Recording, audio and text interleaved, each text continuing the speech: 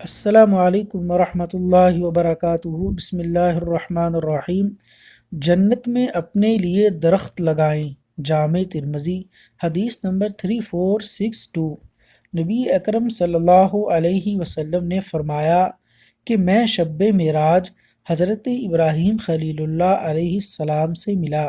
انہوں نے فرمایا میری طرف سے اپنی امت کو سلام کہنا اور انہیں بتا دینا کہ جنت کی مٹی بڑی عمدہ اور پانی بہت میٹھا ہے، مگر جنت ایک چٹیل میدان ہے اور اس کی شجر کاری ان کلمات سے ہوتی ہے: سبحان اللہ والحمد للہ ولا الہ الا اللہ واللہ اکبر۔